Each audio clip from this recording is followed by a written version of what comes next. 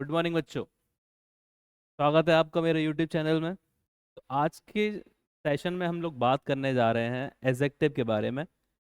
जानेंगे थोड़ा सा बेसिक्स इसके बारे में कि एडजेक्टिव क्या होता है, कहाँ पे इसका यूज़ होता है, कैसे आइडेंटिफाई करें कि सेंटेंस के अंदर क्या एडजेक्टिव है, कि क्या काइंड्स होते हैं। मतलब बेसिक नॉलेज पता होना चाहिए हमें एडजेक्टिव के बारे में कि एडजेक्टिव क्या होता है।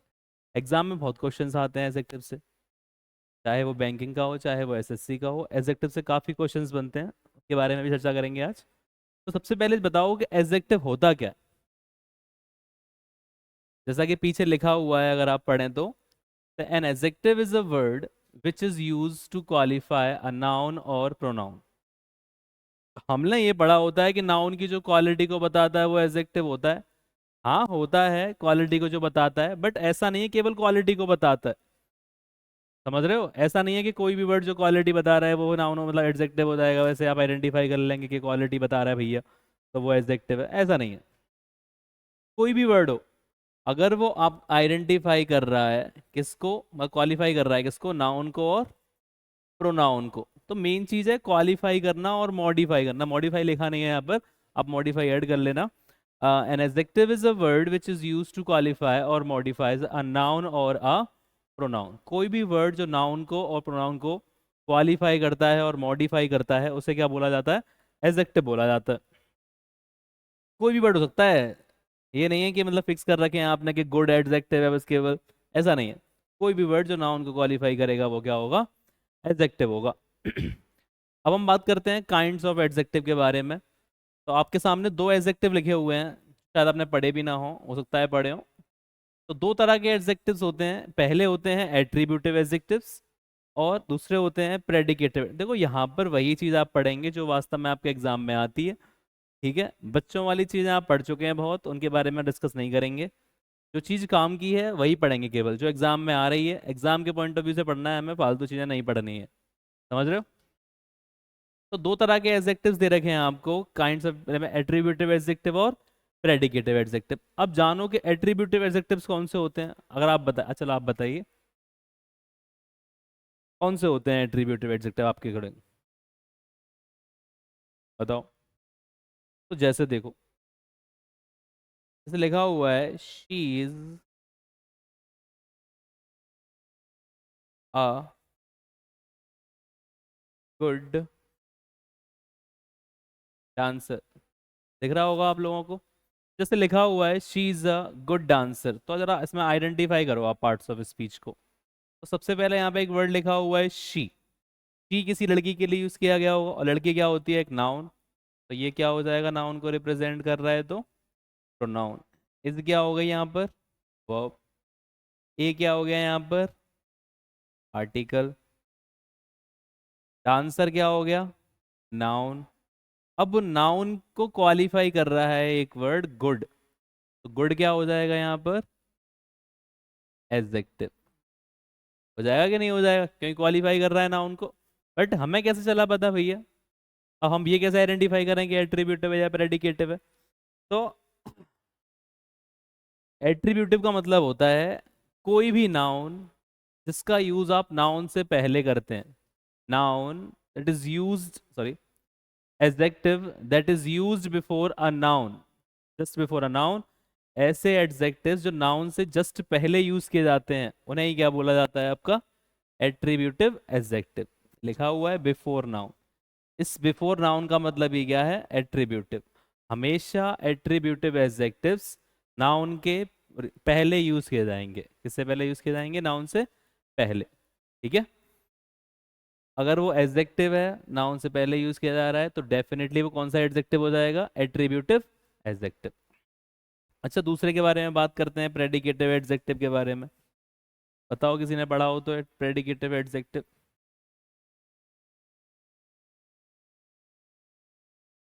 बताइए भाई। प्रेडिकेटिव एडजेक्टिव, हाँ हो सकता है कि आपने प्रेडिकेटिव एडजेक्टिव ना पढ़ा हो, बट आपने प्रेडिकेट वर्ड तो सुना होगा कई बार, सुना होगा बचपन में, सब्जेक्ट एंड प्रेडिकेट।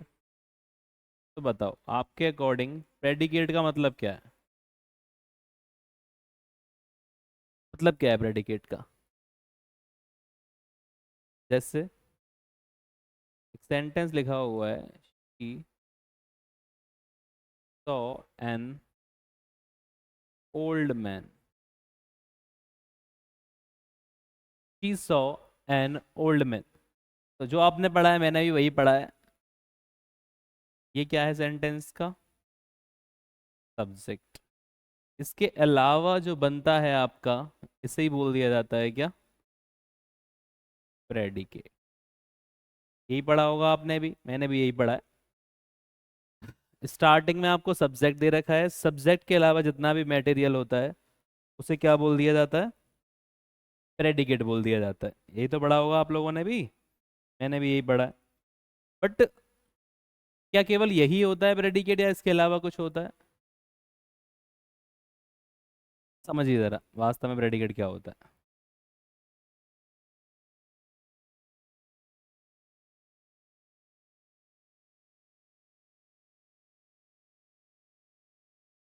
ये सब्जेक्ट, ये प्रेडिकेट, यही पढ़ा है आपने। लेकिन वास्तव में क्या है? सौ क्या है यहाँ पर? एक वर्ब। और बॉय क्या है यहाँ पर? एक नाउन। यही तो है।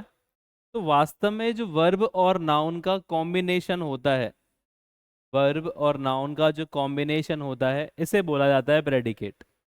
समझ रहे हो? तो प्रेडिकेट का मतलब ये नहीं कि आई मतलब सब्जेक्ट हो गया, उसके अलावा सब जितना बचा हो तो प्रेडिकेट हो जाएगा, ऐसा नहीं है। वर्ब प्लस नाउन का जो कॉम्बिनेशन है, इसी को क्या बोला जाता है हमारी भाषा में? प्रेडिकेट। अब यहाँ पे अगर नाउन ना दे रखा होता, अगर यहाँ पे दे रखा होता आपको एडजेक्टिव, क्या दे रखा होता? एडजेक्टिव। अब क्या हो गया? वर्ब प्लस एडजेक्टिव, तो इसी एडजेक्टिव को बोला जाता है क्या? Predicative adjective. एडजेक्टिव, ऐसे एडजेक्टिव जो नाउन से जस्ट पहले यूज किए जाते हैं उन्हें एट्रीब्यूटिव एडजेक्टिव्स बोला जाता है। और ऐसे एडजेक्टिव्स जो वर्ब के बाद यूज किए जाते हैं बट इसके बाद नाउन नहीं आएगा, तो वो क्या बन जाएंगे वहां पर? आपके एट्रीब्यूटिव प्रेडिकेटिव एडजेक्टिव। तो विशेष ध्यान रखना है इस बात का। एट्रीब्यूटिव एडजेक्टिव्स वो एडजेक्टिव्स होते हैं जो नाउन से पहले यूज किए जाएंगे, और प्रेडिकेटिव एडजेक्टिव वो एडजेक्टिव होते हैं जो वर्ब के बाद यूज किए जाएंगे बट उनके बाद नाउन नहीं आएगा। Is that clear? बहुत ध्यान रखना है इस बात का, बहुत बहुत बहुत ज्यादा ध्यान रखना है इस बात का। क्लियर है? अगला देखो, अगली हेडिंग है कंपैरिजन ऑफ एडजेक्टिव्स। आपके पास लिखा है कंपैरिजन ऑफ एडजेक्टिव्स। तो आप एक सेंटेंस पढ़ रहे होंगे यहाँ पर, दिस एप्पल इज स्वीट। अगला लिखा है this Apple is sweeter than that Apple, that mango. अगला लिखा है this mango is sweetest of all. तो सारे वर्डों में, अच्छा this Apple is the sweetest, Apple लगा लो यहाँ, एप्पल से ही कंपेयर करोगे ना, या मैंगो, कोई दिक्कत नहीं। तीनों में एक वर्ड यूज कर लिया है यहाँ पर इसने, स्वीट, स्वीटर और स्वीटेस्ट। अच्छा पहले तो ये बताओ कि स्वीट कौन सा एडजेक्टिव है, एट्रीब्यूटिव या प्रेडिकेटिव? बताओ भाई। सब्जेक्ट, वर्ब, और उसके बाद एडजेक्टिव। वर्ब के बाद क्या दे रखा है आपको? एडजेक्टिव। और इसके बाद नाउन नहीं दे रखा है, तो ये कौन सा एडजेक्टिव हो जाएगा? Predicative adjective. अब एक वर्ड यूज करा है इसने स्वीट, एक वर्ड यूज किया स्वीटर, और एक वर्ड यूज किया है इसने स्वीटेस्ट। तो आप बताइए क्या डिफरेंस है तीनों में? डिफरेंस क्या है? मीठा, ज्यादा मीठा, और ज्यादा मीठा, बहुत मीठा, ऐसा है क्या? तो ऐसा नहीं है। जैसे आपने देखा होगा कहीं कहीं यहाँ पर आप एक वर्ड यूज कर लेते हैं गो, कहीं कहीं आप एक वर्ड यूज कर लेते हैं वेंट, और कहीं कहीं आप एक वर्ड यूज कर लेते हैं गॉन। ये क्या है? वर्ब की फर्स्ट फॉर्म। ये क्या है? वर्ब की सेकंड फॉर्म। और ये क्या है? वर्ब की थर्ड फॉर्म। यही तो करते हैं आप, first form second form third form. Verb की फर्स्ट फॉर्म है, सेकंड फॉर्म है, थर्ड फॉर्म है। ऐसे ही ये एडजेक्टिव की फॉर्म्स हैं। ये एडजेक्टिव की फर्स्ट फॉर्म, ये एडजेक्टिव की सेकंड फॉर्म, और ये एडजेक्टिव की थर्ड फॉर्म। फर्स्ट फॉर्म को बोला जाता है हमारी भाषा में पॉजिटिव डिग्री, सेकंड फॉर्म को बोला जाता है कंपैरेटिव डिग्री, और थर्ड फॉर्म को बोला जाता है सुपरलेटिव डिग्री। तीन तरह के कंपैरिजंस होते हैं एडजेक्टिव्स में। पहला पॉजिटिव कंपेयर, दूसरा कंपैरेटिव और तीसरा सुपरलेटिव। इन्हीं के बारे में आगे चर्चा करेंगे। तो सबसे पहले हम बात करते हैं पॉजिटिव डिग्री की। क्या होती है पॉजिटिव डिग्री? तो लिखा हुआ है इट इज होगा यहाँ पर, गलत है ये। It is used when no comparison is made. पीछे एक सेंटेंस लिखा हुआ था, दिस मैंगो इज स्वीट। तो यहाँ पर जो स्वीट है वो एक पॉजिटिव डिग्री है। कौन सी डिग्री है? Positive degree. अब ये बताओ कि यहाँ पे क्या हम किसी से कंपेयर कर रहे हैं? ये मैंगो मीठा है ऐसे बोल रहे हैं, तो क्या किसी से कंपेयर किया हमने यहाँ पर कि दिस एप्पल इज स्वीट या दिस मैंगो इज स्वीट? किसी से कंपेयर करा? नहीं करा। इसका मतलब क्या है कि पॉजिटिव डिग्री का यूज कब करते हैं? जब कोई भी कंपैरिजन नहीं होता, जब आप किसी में कंपेयर नहीं कर रहे, वो लगा अच्छा है वो लगा बुरा है, कोई कंपेयर नहीं है, तो ये क्या हो जाएगा आपका पॉजिटिव डिग्री। तो positive degree is used when no comparison is made. जब कोई भी कंपैरिजन नहीं होगा तो हमेशा पॉजिटिव डिग्री बोलेंगे उसे आप। जैसे लिखा हुआ है she is a good dancer, तो गुड क्या हो गई यहाँ पर? एक पॉजिटिव डिग्री। कोई दिक्कत तो नहीं है इसमें? अच्छा, इसमें एक एक्सेप्शन है, नोट लिख लेना। एक्सेप्शन क्या है? दो वर्ड होते हैं, एज और सो एज। ये एक स्ट्रक्चर होता है एज और सो एज का। इन दोनों के बीच में हमेशा पॉजिटिव डिग्री आती है। क्या आती है? हमेशा पॉजिटिव डिग्री। और इनका यूज आप कंपेयर करने के लिए करते हैं, ये बात याद रखना। वैसे पॉजिटिव डिग्री का यूज कंपेयर करने के लिए नहीं होता, बट अगर एज लिखा हुआ है और सो एज लिखा हुआ है तो इनके बीच में हमेशा पॉजिटिव डिग्री का यूज होता है, और ये दोनों यूज होते हैं कंपेयर करने के लिए। अब ये आप लोग बताएंगे कमेंट बॉक्स में, अगर मैंने आपको पढ़ाया है या फिर आपने कहीं और से पढ़ा है, तो कब आप यूज करेंगे एज का और कब आप यूज करेंगे सो एज का, ये आप बताना मुझे। ठीक है, आगे बढ़ते हैं। आगे लिखा हुआ है आपके सामने कंपैरेटिव डिग्री। तो पॉजिटिव में क्या होता है? जब कोई भी कंपैरिजन नहीं होता तो क्या यूज करते हैं आप? Positive degree. अब कंपैरेटिव की बात करें तो कंपैरेटिव क्या है? It is use to compare two persons और थिंग्स। तो पॉजिटिव डिग्री का यूज करते हैं जब आप कंपेयर कर रहे होते हैं कितनी चीजों में? दो चीजों में या दो इंसानों में। किसी भी दो में अगर आप कंपेयर करते हैं तो उसके लिए क्या यूज कर लेते हैं आप? Comparative degree. जैसे लिखा हुआ है this mango is sweeter than that mango, तो यहाँ पे कितने मैंगो हो गए? एक मैंगो ये रहा और एक मैंगो ये रहा। तो दो मैंगोज में कंपेयर, तो क्या यूज करेंगे आप? Comparative degree.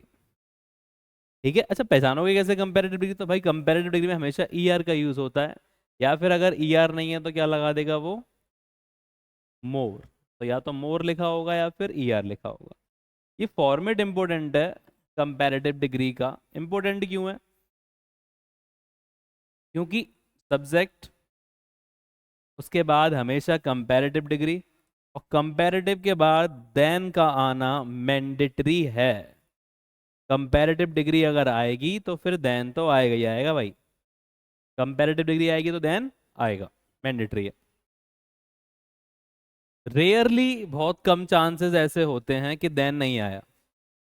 मान लो देन नहीं आया, तो फिर कंपैरेटिव डिग्री से पहले आपको दा का यूज करना पड़ेगा।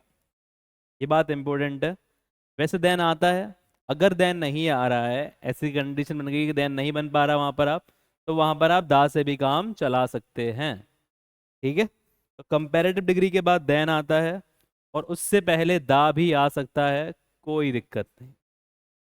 ठीक है, आगे बढ़ते हैं।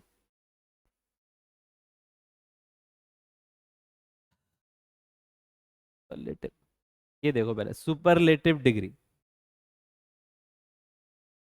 तो लिखा हुआ है it is use to compare more than two persons और थिंग्स।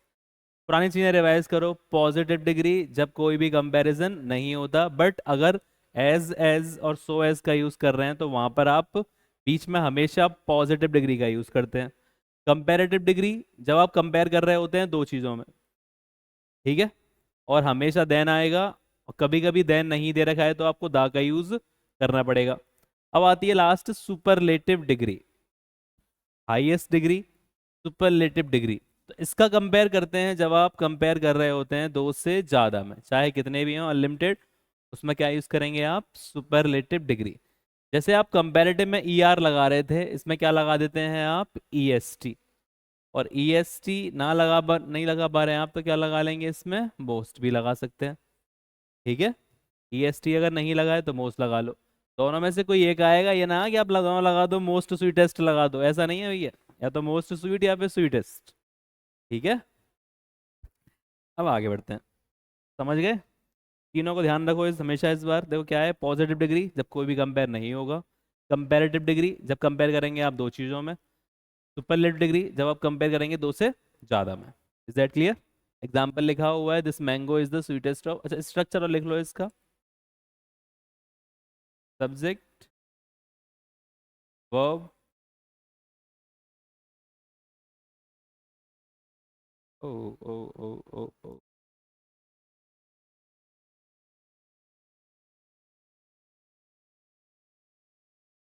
सुपरलेटिव डिग्री से पहले दा का आना कंपलसरी है हमेशा। सुपरलेटिव से पहले दा आएगा ही आएगा, चाहे कुछ भी हो जाए, दा आएगा, मैंडेटरी। सुपरलेटिव है भाई, सुपरलेटिव का मतलब ही होता है हाईएस्ट डिग्री। और जब कोई चीज हाईएस्ट है, सुपीरियर है, तो उससे ज्यादा तो लगाना पड़ेगा ना भाई। क्यों नहीं लगाओगे क्या? समझ गए? तो याद रखना, ये छोटी छोटी बात है। अच्छा एक बात थी, आप लोग बताना जरा, शायद आप लोगों ने पढ़ा हो, मुझे लगता नहीं है, वैसे बहुत कम लोगों ने पढ़ा होता है ये वाली बात।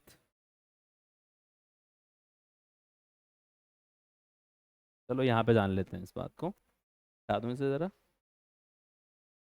आप लोगों से क्वेश्चन है ये, आप बताना है मुझे इसका जवाब। जैसे स्वीट वर्ड लिखा था,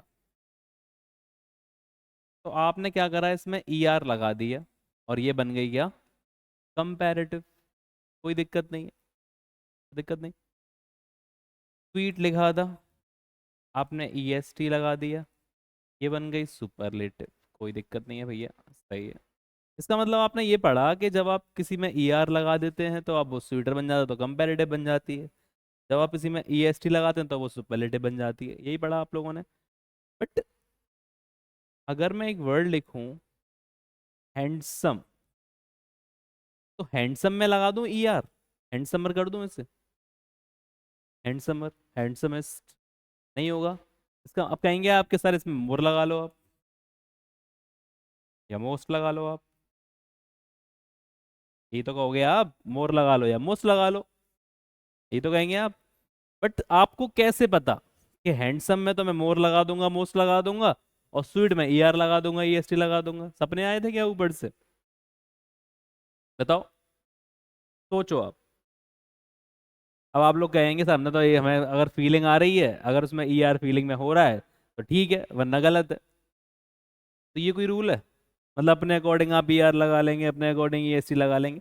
हाँ, बचपन से पढ़ते आ रहे हैं कि हैंडसमर कोई वर्ड नहीं होता, हैंडसमेस्ट कोई वर्ड नहीं होता। तो ऐसे भाई तुम्हारी हमारी जनरेशन आएगी, उसे कैसे पता होगा भाई, उसे मतलब उसे बोलोगे नहीं हैंडसमर तो समझेगा नहीं वो हैंडसमर क्यों ही आया। तो रीजन क्या है, वास्तव में रीजन क्या है वो जानिए इस चीज का, कि ई आर क्यों लगा रहे हैं और मोर कब लगा रहे हैं। ऐसा नहीं है आपके किसी भी वर्ड में आप लगा लेंगे या किसी वर्ड में नहीं लगाएंगे, ऐसा नहीं है, अपने अकॉर्डिंग नहीं होता। सब कुछ एक रूल के अकॉर्डिंग होता है।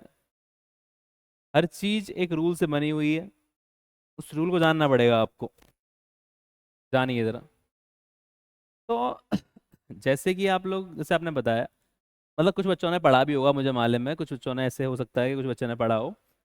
आपने ये पढ़ा होगा कि, जो मैंने भी पढ़ा था स्टार्टिंग में, कि कोई वर्ड है स्वीट, हम कैसे डिसाइड करते हैं? जैसे आपने स्वीट ही ले लिया, हम डिसाइड करते हैं कि उसके प्रोनाउंसिएशन से। यही पढ़ा होगा कि जब आप उसे प्रोनाउंस करते हैं, और अगर आप बीच में कहीं रुकते नहीं है प्रोनाउंस करने में, then we use E R and E S T. जैसे आपने स्वीट वर्ड पढ़ा, कहीं रुके इसमें आप? नहीं रुके, तो आपने क्या लगा लिया, ई आर और ई एस टी। हैंडसम में ब्रेक ले लेके पढ़ रहे हो आप, हैंडसम ब्रेक ले लेके पढ़ रहे हो, तो आपने मोर और मोस्ट लगा लिया। ये रीजन है क्या? चलो मान लिया आपका ये रीजन है। तो ये रीजन क्या यहाँ पर फॉलो हो रहा है आपका, ऑनेस्ट? इसमें कहाँ ब्रेक लिया आपने, ऑनेस्ट ऐसे बोला आपने, यहाँ भी तो आपने ब्रेक नहीं लिया ऑनेस्ट में, तो क्या इसका ऑनेस्ट और ऑनेस्टेस्ट हो जाएगा? बताइए, क्या इसका ऑनेस्टर और ऑनेस्ट हो जाएगा? नहीं होगा, नहीं होगा ना। क्या होगा इसका, मोर ऑनेस्ट और मोस्ट ऑनेस्ट, यही तो होगा। तो वो जो आपने रूल पढ़ा है वो गलत है बिल्कुल। रूल समझिए क्या है।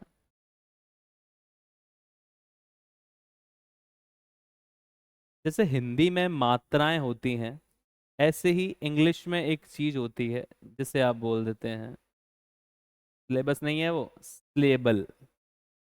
क्या बोलते हैं आप उससे, स्लेबल।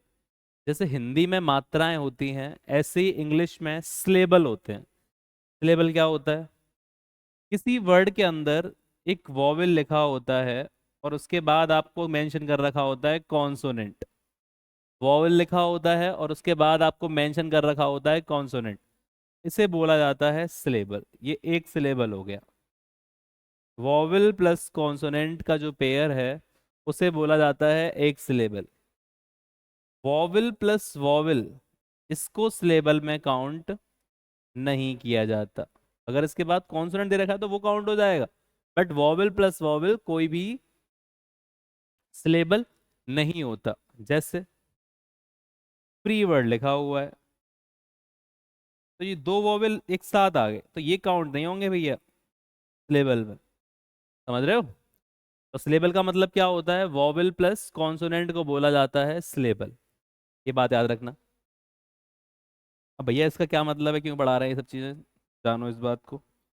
तो अगर आपकी जो वर्ड दे रखा है आपको, उस वर्ड में केवल एक सिलेबल है, कितने सिलेबल है, एक सिलेबल, तो आप यूज करते हैं ई आर और ई एस टी। याद रखना ये वाली बात। अगर आपको जो वर्ड गिवन है उस वर्ड में एक ही सिलेबल है, तब आप यूज करते हैं ई आर और ई एस टी। बट अगर उसके अंदर एक से ज्यादा सिलेबल है, तब आप यूज करते हैं मोर और मोस्ट।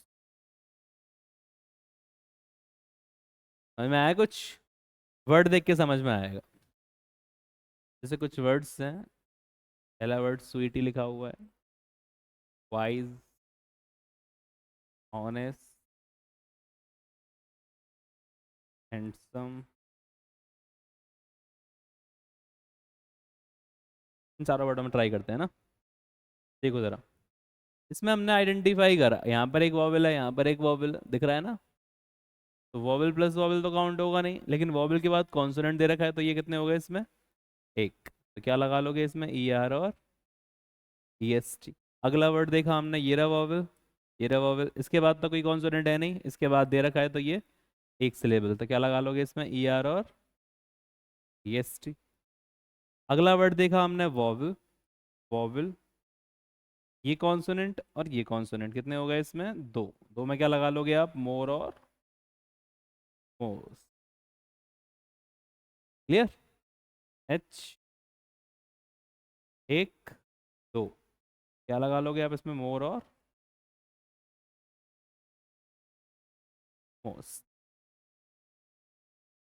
आया मजा? क्लियर है? तो याद रखना, अगर आपको जो वर्ड दे रखा है वन सिलेबल है, then we use E R and E S T. If the word is more than one syllable, then we use more and most. छोटी सी बात है, अच्छी बात है, बहुत अच्छा कॉन्सेप्ट है, अच्छे से याद रखना। ठीक है? कोई भी डाउट, कोई प्रॉब्लम? वीडियो अच्छी लगा करे तो भैया लाइक कर दिया करो, और सब लोग वीडियो देखा करो भाई। जो नहीं देख रहे हैं, अच्छे से वीडियो देखो, समझो चीज़ों को, जानने को मिलेगा बहुत कुछ। समझ रहे हैं आप? ठीक है, थैंक यू।